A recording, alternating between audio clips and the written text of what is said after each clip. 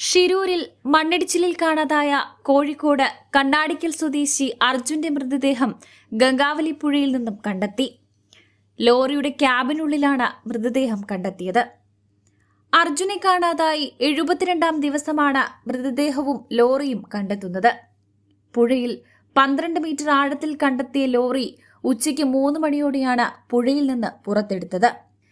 ഇപ്പോൾ DNA പരിശോധനയ്ക്കായി അർജുന്റെ മൃതദേഹം ആശുപത്രിയിലേക്ക് മാറ്റിയിരിക്കുകയാണ്. മലയാളക്കര ഒന്നടങ്കം ആകാംക്ഷയോടെ കാത്തിരുന്നതാണ് അർജുനു വേണ്ടി. ഇപ്പോൾ നിരവധി പ്രമുഖരാണ് വേദനയോടെ കുറിപ്പുകൾ പങ്കുവെക്കുന്നത്. മലയാളത്തിന്റെ പ്രിയ നടി മഞ്ജു വാര്യർ പങ്കുവച്ച കുറിപ്പാണ് ശ്രദ്ധ നേടുന്നത്.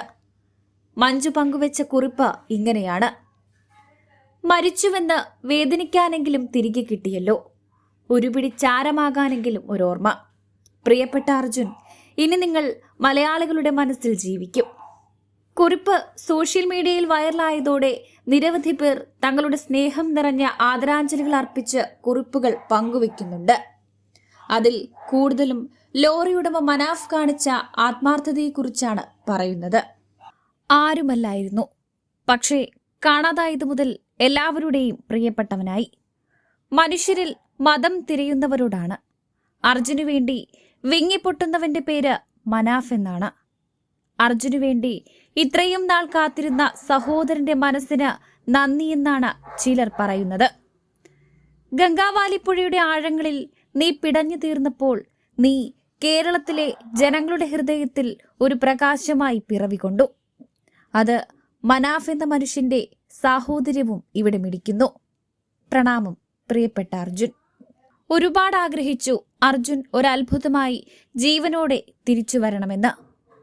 ആരുമല്ലാതായിരുന്നിട്ടും നമ്മുടെയൊക്കെ അത്രയും പ്രിയപ്പെട്ടവനായി തീർന്ന പ്രിയ സഹോദരൻ എവിടെയെങ്കിലും ജീവിച്ചിരിക്കുന്നു എന്നൊരു കുഞ്ഞു പ്രതീക്ഷ സിനിമകളിലെ ക്ലൈമാക്സ് പോലെ എല്ലാവരെയും അമ്പരപ്പിച്ചുകൊണ്ട് ഒരു തിരിച്ചുവരവ്.